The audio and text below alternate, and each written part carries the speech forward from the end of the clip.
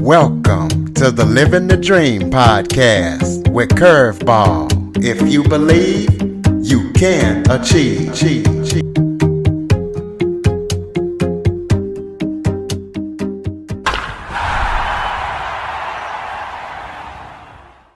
Welcome to the Living the Dream with Curveball podcast, a show where I interview guests that teach, motivate, and inspire. Today, we're going to be talking about resiliency and mental health in the workplace, and we all know how stressful the workplace can be. Well, today I'm joined by product and leadership coach Osnat Benari. She has been doing product development for 20 years, and she knows all about mental health and resiliency in the workplace. So she's going to be giving you some helpful tips to make it through those stressful days at work. So Osnat, thank you so much for joining me today. Thank you for having me. This is exciting. Well, why don't you start off by telling everybody a little bit about yourself? Of course. Well, I live in New York for the past 8 years. I immigrated from Israel, and as you mentioned it to your audience, I'm in product management for 20 years. That means that I help companies start businesses as well as build product. Been doing this for many, many years, but have been moving around from different industries to different workplaces. And what I noticed is that I keep reinventing myself in the workplace. And after a lot of people started asking me, how do you do that? How do you have the energy and the kind of strength to start from scratch every single time? I took a deep look into what I've been doing in the past year and decided to write a book about it. And I'm really excited to tell you and your audience a lot more about it. So yeah, that's me. So other than product, as I mentioned, I'm an author and I wrote this book, and I also do speaking engagements in conferences as well as companies. Well, what made you decide to get into the type of work that you do, and just kind of tell people what you actually do as far as product management and stuff like that, for those who might not know?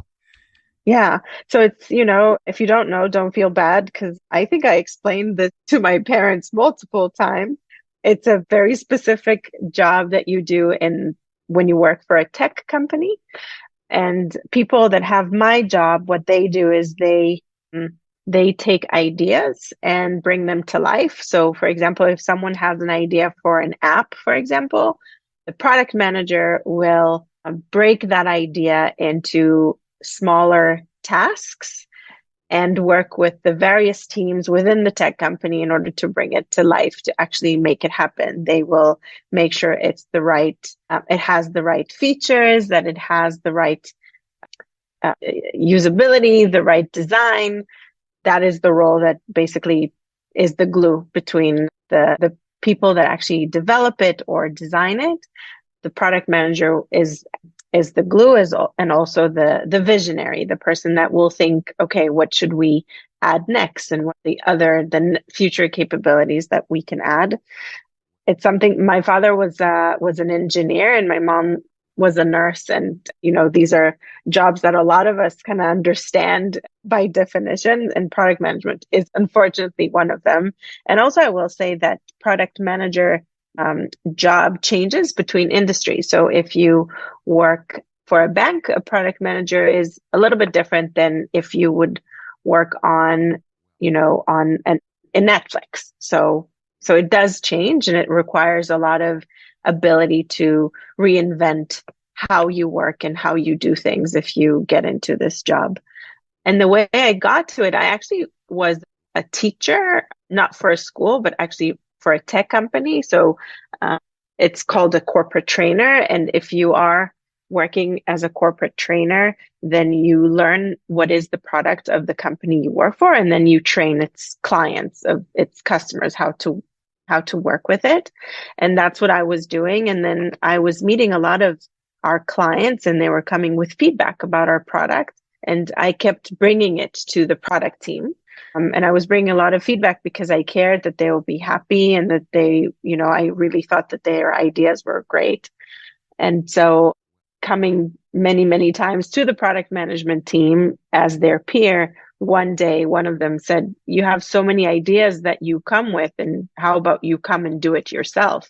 And he identified that I can do it and gave me a chance. So he recommended I move to that role.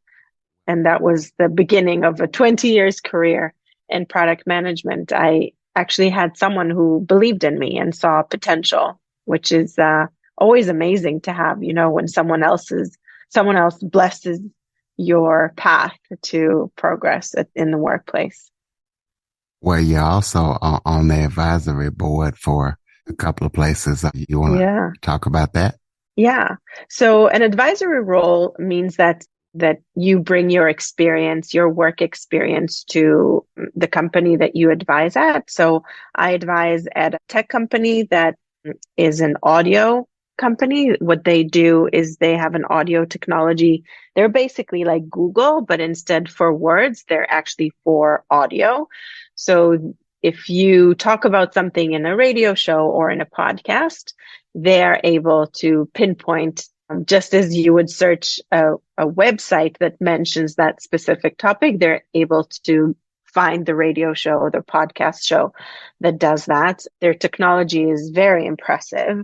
And so when I met them, when I actually was working for Verizon at the time, and when I was introduced to them, I got excited and started coming up with ideas for them. And then they invited me to join their board of advisors. And I love the team. I love their technology and I love to be part of that world. And I also am an advisor for Hunter College. It's the biggest college in New York City. And it's something I'm very proud of because part of, a lot of people who go into tech, there's this notion that, if you go to an Ivy League university, then you can really do well.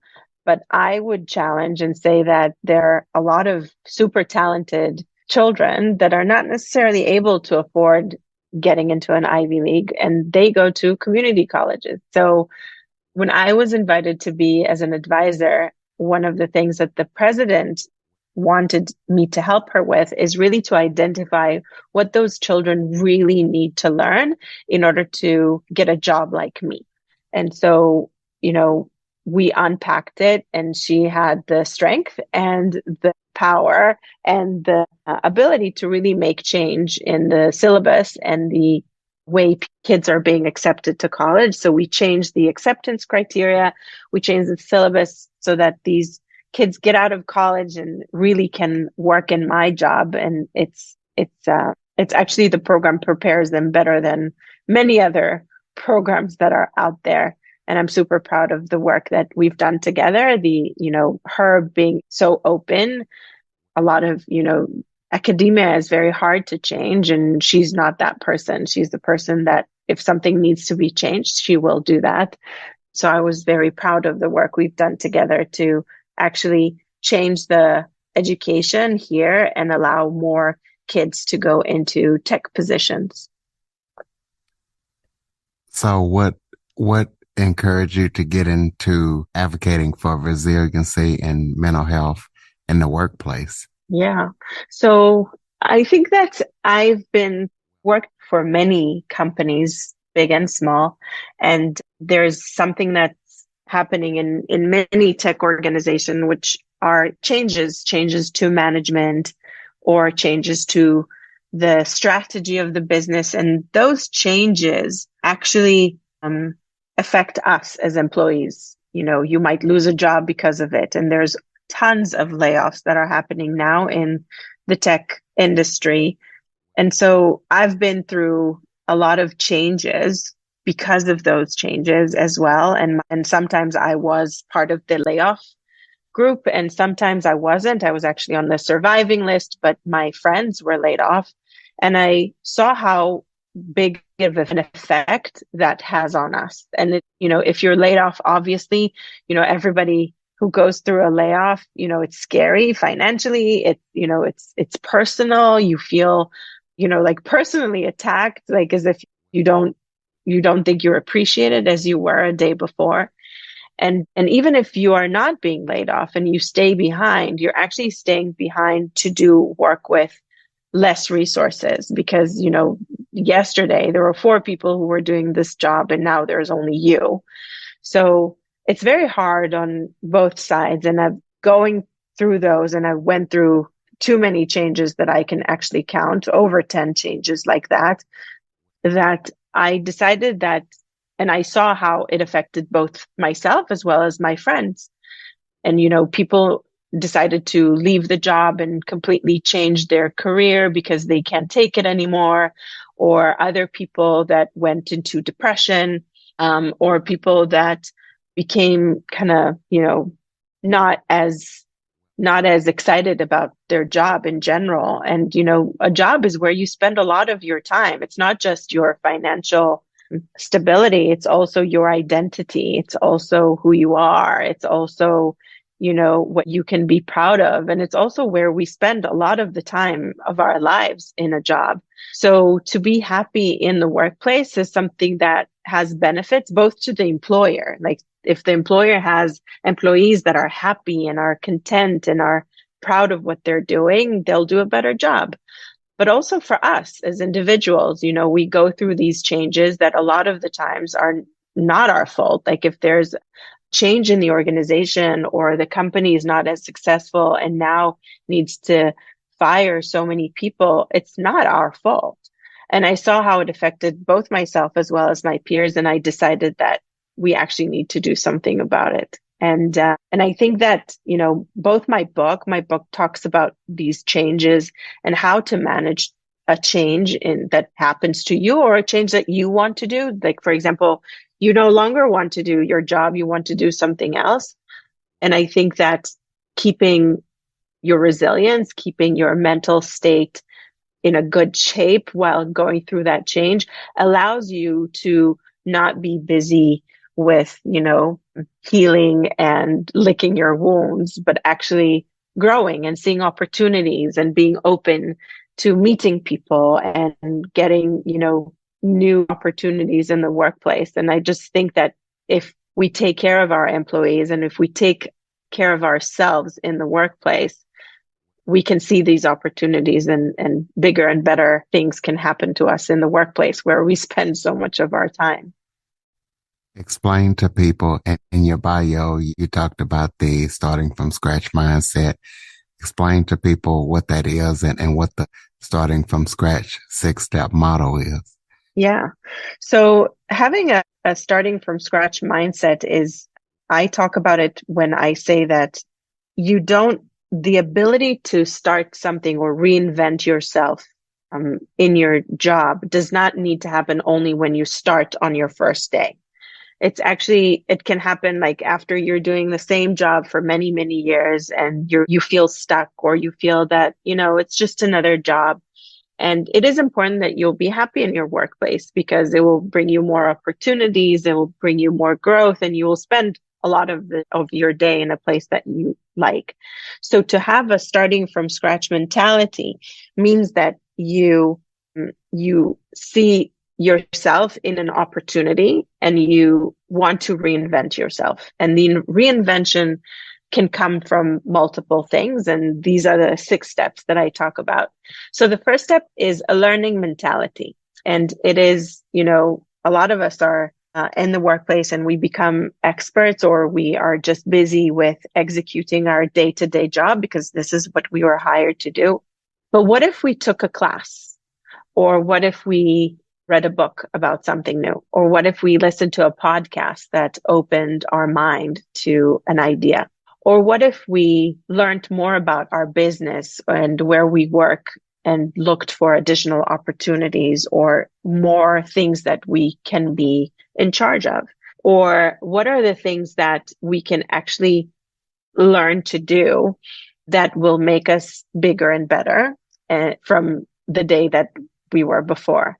So having a learning mindset is something that I I put in my calendar, I'm busy every day. I have meetings and, I do my work, but I have in my calendar 2 hours per week where I listen to podcasts and I read a chapter in a professional book. And that allows me to grow. It allows me to learn new things. It allows me to be interested in new things and have new ideas and bring them to my workplace. Step two is talking about resilience, and it is identifying when you are just burnt out, or when you're having a bad day, or when you are not yourself, you're not 100% in your happy place. And to be able to identify when you need help, when you need to say, okay, I need a day off, or I need an hour off, or I actually don't have time for a break, but how about if I, take a walk with my dog and give myself a break and just, be kind to myself. Like, what is that habit you can put in place that when you're not 100%, you can do? And, some of us need an hour break. Some of us need a day break. It depends really where you are. But if you can give yourself that grace to be able to bounce back to be the best self that you are, because when you are in that mindset, then you see opportunities. The third thing is, I call it in the book, a personal board of directors. It's actually a group of experts, not necessarily your family, although that is another important person that you need to have in your life. But these are advisors. These are people that are there to give you good advice. These are the people that when you're having a bad day, they are there to listen and give you good advice. And when you are thinking to do something extra or start a new job or think about a new career, they will be open to giving you advice or introducing you to people that can help you grow, to a mentor or to someone that can really help you push yourself into this new, better self. And the personal board of directors can be people in your workplace that you like how they work and you admire how they got promoted or got access to things and you want to learn from them. It is okay to actually go there and tell them. It's not weird. I actually did that several times. I said, hey, I really appreciate what you did there, or I really appreciated how you presented that day. Can you talk to me about how you did it or what you learned in order to do it? And to have the ability to consult with people is a gift. And I think that we should be more open to do that, to really reach out to people and ask for their help and support. More people than you think will be happy to be part of your success. And I also mentioned in the book, it's important to, when you do that, when you contact someone that could be potentially even a stranger, that they will actually be there to, when you come back and you say, hey, thank you. Thank you for the advice, and thank you for the kind words, or thank you for giving me the time. It's important to go back and update them.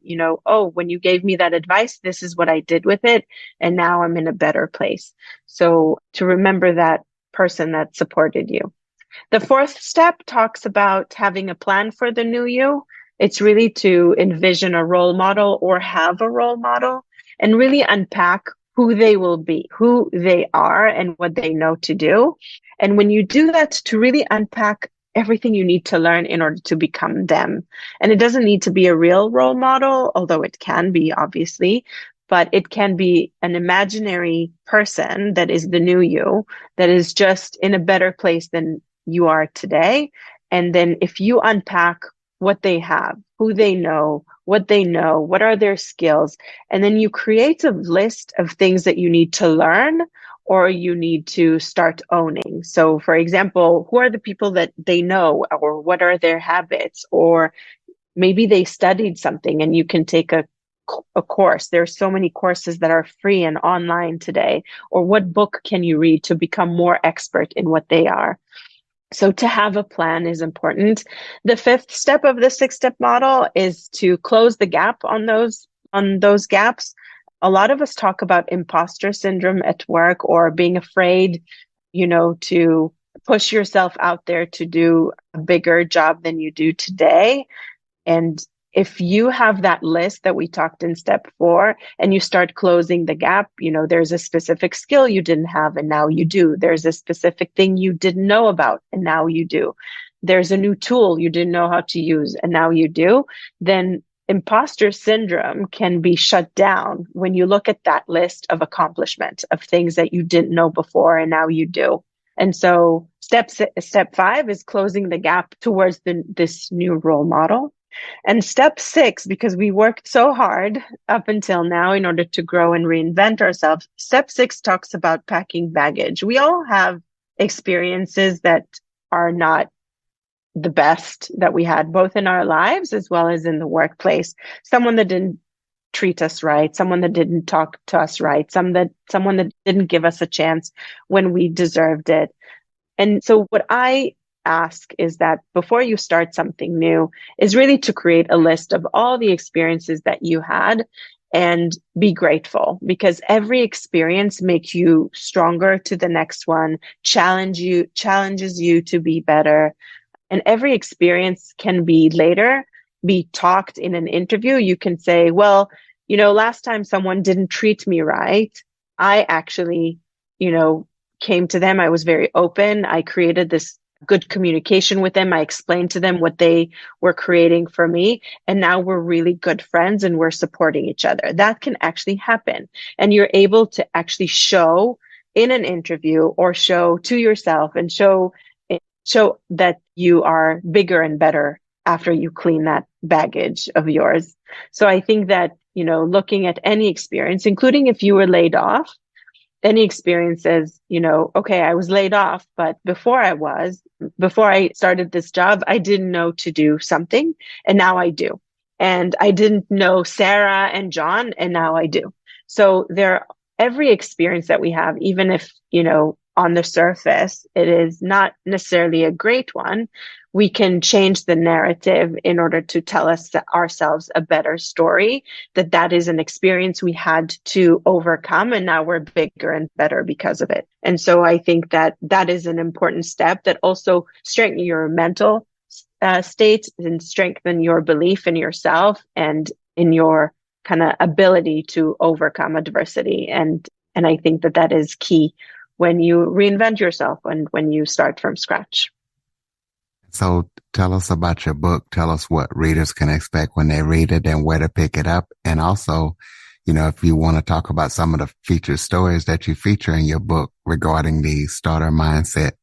Yeah. So the book talks about those 6 steps, but I also interviewed 200 people when I wrote the book, and 20 of selected stories are in the book. So if someone talks about, for example, a learning mindset, then I talk about, a specific person, that what they learned and how they implemented that step. So for example, one of the stories in my book are a story of someone that she wanted to be something else. She was a showrunner on Broadway.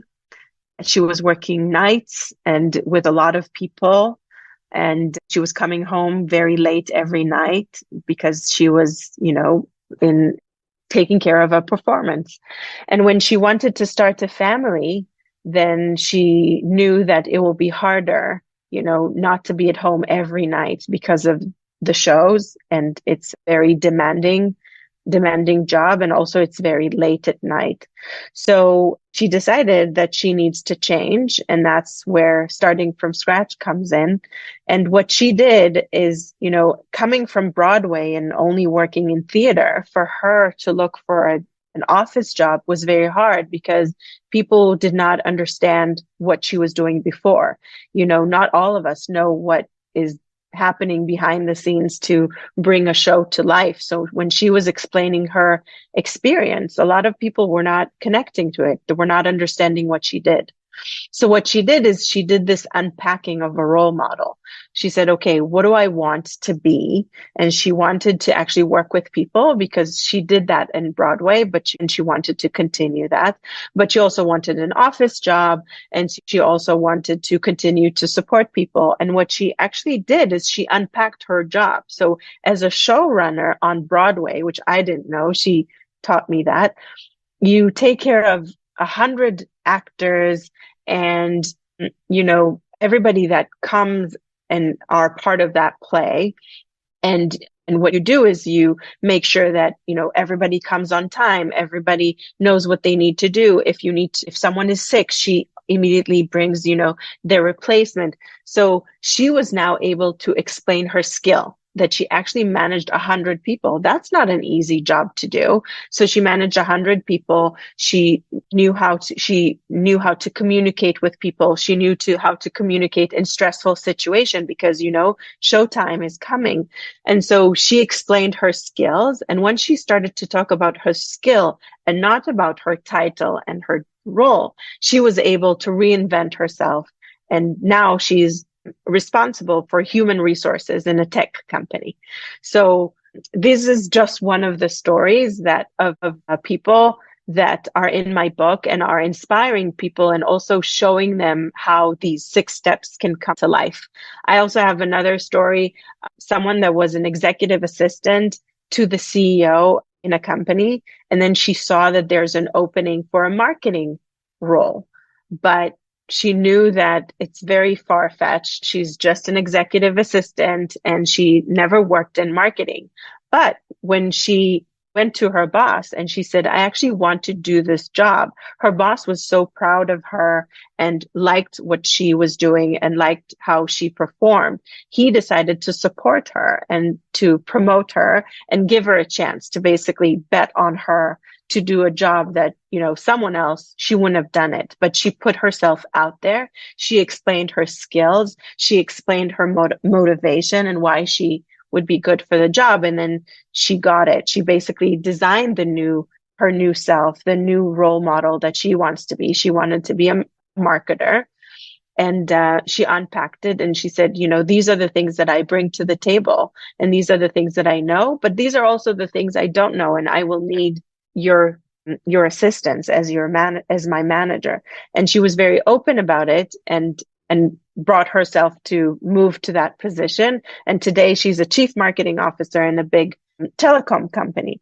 So I think that all of these stories are inspiring to show that you don't need to be unique or special or, have a superpower in order to self reinvent yourself. There are specific steps that you can do, these 6 steps that you can take, and then anybody can reinvent themselves. Anybody can, look at their job and say, okay, now I can do something else, something in addition, something bigger. I can, get a promotion and do something more than I'm doing today.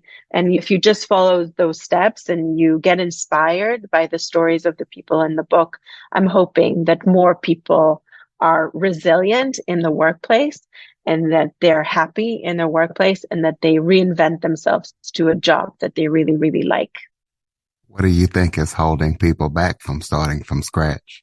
Yeah, I think it's, change in general is scary. Everything that we are unaware of kind of what's up in the future is scary. And we have a comfort zone and it's okay. But I think a lot of the times there's such a big reward after we go through it.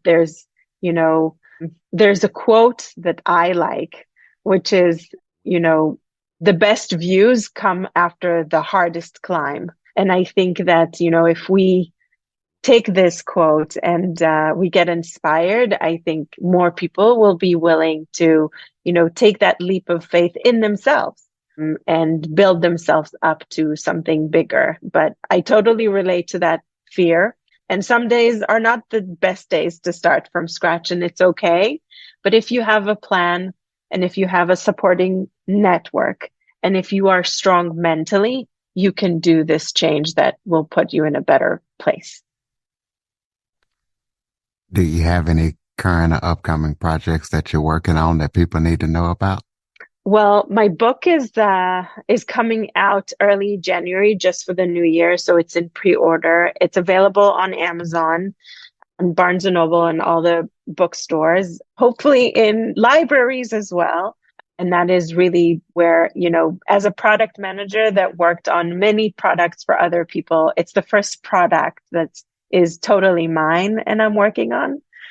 So really, that is my baby and my pride and joy to talk to people about and make sure that more and more people are inspired to take care of themselves and take care of their career.